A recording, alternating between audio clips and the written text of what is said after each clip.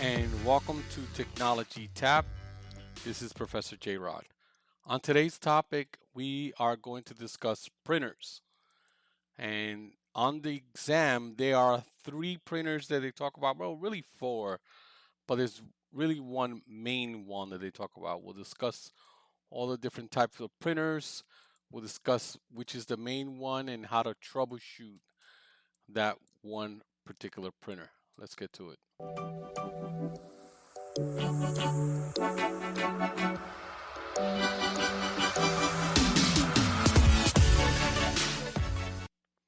All right. On this topic, once again, we're going to do about printers. Well, printers are the oldest output device and are still in use in our homes and business. It is common for a printer not just to be a printer. Instead, they are multi-function devices, or commonly known as MFD. They include other functions like printing, scanning, faxing, and copying all in one.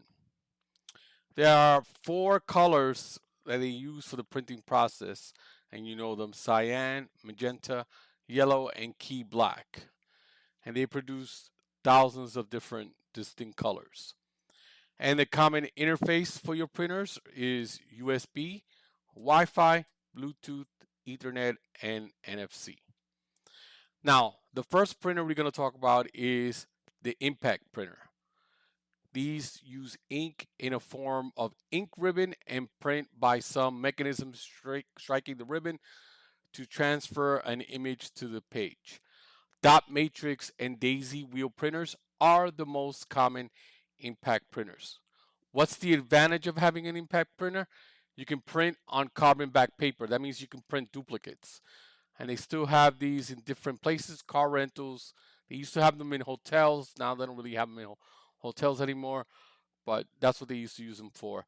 What's the disadvantage? They're slow and they're very loud.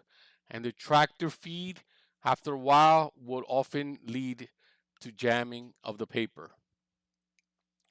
Now, the next of a printer we're going to talk about is the inkjet printer. And the inkjet printer is the most popular printer that home users have. Inkjet printer uses ink in a form of ink cartridge. It prints by spraying the ink onto the page. What's the advantage of an inkjet printer? Most affordable color printer. What's the disadvantage? Ink cartridges are expensive, as you know, and they dry up. They're liquid, so they dry up if you don't use them. And every time you install a new ink cartridge, you have to recalibrate the printer, which causes you to waste ink and paper. So know that for the exam. Ink cartridge, what's affordable, what's the advantage and what's the disadvantage. Next, we're going to talk about thermal printers. And thermal printers are these printers, it's the only printer that does not use ink. It prints on heat sensitive paper. The heat sensitive paper is easy to identify because it has a shiny or waxy look to it. These are the printers that they use at restaurants, right? If you go to Dunkin' Donuts, if you go to Starbucks, those are the type. And also, I saw this on the exam, so I kind of want to mention it. Is if you ever go to a hospital and they put that band around you with your name on it, that is also made out of thermal printer. These printouts are meant to be disposable. So if you want to keep the information for a long time, you got to make a copy of it because it fades. It fades very easy in the sun and with time. And now this. What if it's possible to get local fresh groceries delivered right to your front door? You can go to the gym in that free time. Well, Instacart gives unlimited grocery delivery for one low monthly fee. Way better than the other guys who nickel and dime you to death every time you use their app. Forget that one ingredient to make sancocho? Instacart can deliver it to your front door in as little as 1 hour. You can shop multiple stores, see deals in the area so you can save money, and every item is hand selected according to your preferences. No more green plátanos when you wanted yellow ones, and they keep your eggs safe too. To start your 14-day trial, please click the link in the show notes to let Instacart know that we sent you and to help support the show. Instacart. Never set foot in a grocery store again.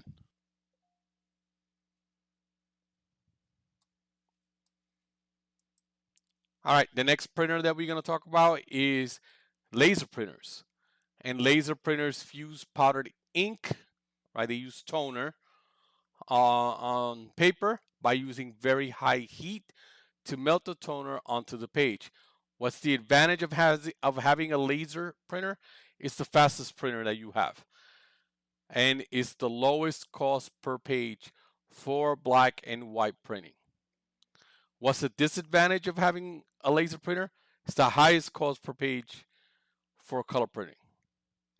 I have a color printer, and I kind of made a mistake. You got to be careful when you buy one of these. I bought one that's I guess the model was outdated. That's why it was so cheap.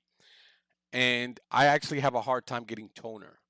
So I actually have extra toner on hand because it takes like 5, 6 days in order for me to get toner. So usually when I'm out, I bought two toners, and then when I use one, I order another one because it's gonna take like 5 to a week in order to get it because they don't sell it at Best Buy or Target or Walmart or and Amazon. They sell it, but it takes like 5 days to a week to get. So when you buy a printer, make sure that it's not that the toner you can get readily available. All right, the last printer that we're going to talk about, and this is new on the exam, is a 3D printer. A 3D printer uses plastic filaments to create physical objects from 3D model. And there's also this thing called virtual printers, right, where you can print to PDF or print to Microsoft XPS, or you can use cloud and remote printing. The thing about cloud and remote printing, that at the end of the day, you're still printing somewhere, right? You're actually using a physical printer somewhere. So, for example, if I wanted to print something and send it to FedEx Kinko's, eventually it's going to go, and I send them the file. Eventually, it's going to hit a real printer, and that's what it's going to print out of. Now, the CompTIA A Plus exam loves to talk about the laser printer. So let's talk about the laser printer components. So, like I said before, it uses toner. This is the powdered ink used by the laser printer. When working with toner, make sure you're careful with it. Don't get it on your clothes. Don't inhale it. Right? It also has an imaging drum, which is a photosensitive drum that the laser lead writes to. If the drum gets scratched, it will leave visible marks on the printouts. Next, we have the transfer belt, which keeps the color aligned. And we also have the erase lamp, which clears the imaging drum. If the erase lamp fails, it will leave part of the previous print job on the drum, which will show up on the next print job. This is called ghosting. When you see, you print one page and then you print a second page and you see like slightly what you printed on the first page on the second page. That's called ghosting. And to continue our more laser printer components, you have your primary corona wire, which charges the imaging drum. If the primary corona wire fails, it may cause the printer to output blank or black pages. And you also have the transfer corona wire / roller, which pulls the toner onto the paper from the drum. If the transfer corona wire fails, it will cause the printer to output blank pages.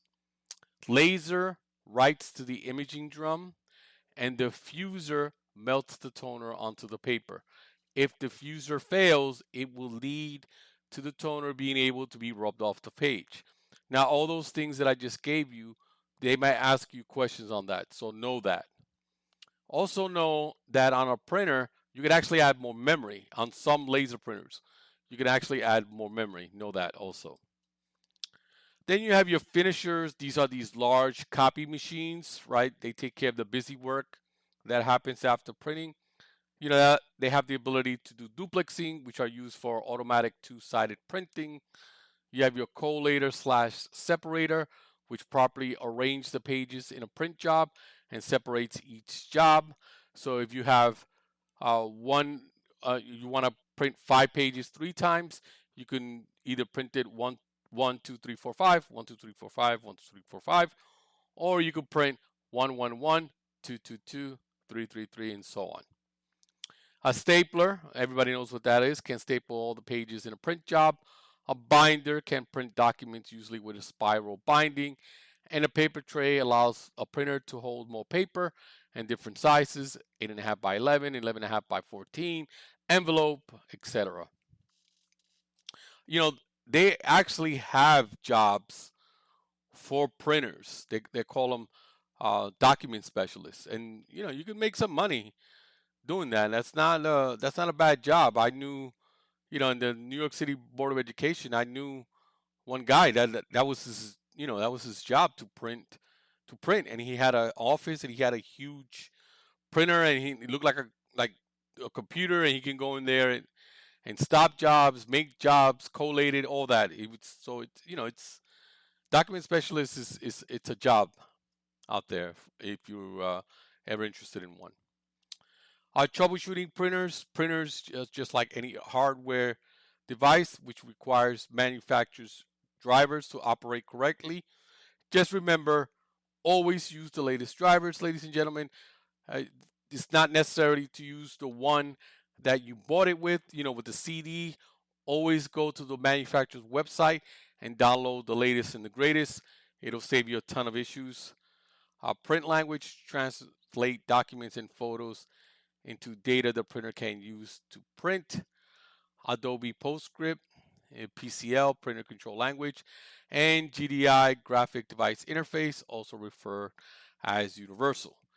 If you use the wrong language, your printers will appear like gibberish, full of random symbols, numbers, and letters. Now, the one service that controls the printer is called the print spooler.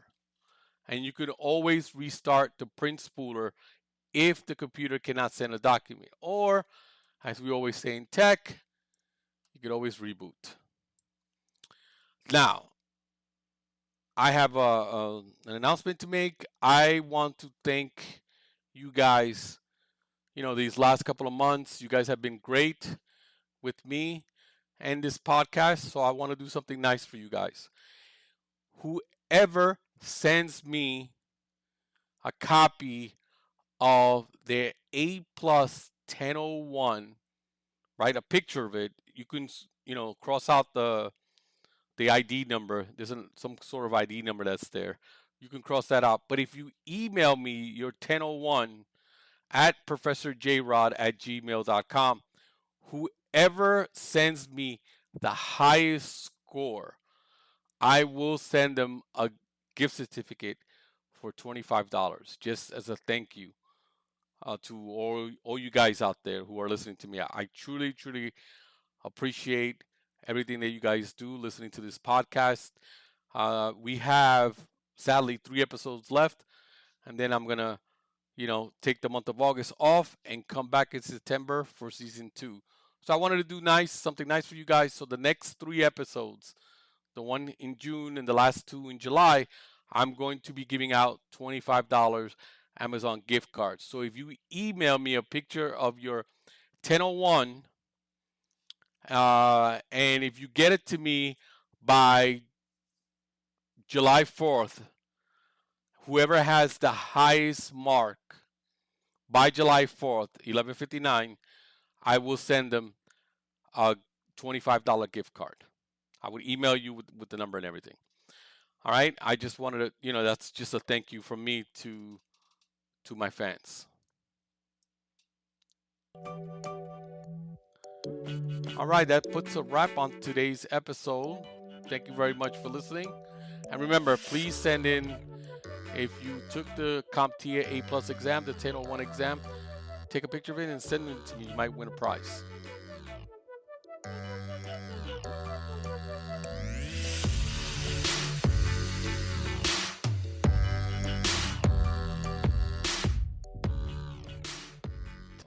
This has been a presentation of Little Cha-Cha Productions, art by Sarah, music by Joe Kim. You can reach me at ProfessorJRod@gmail.com.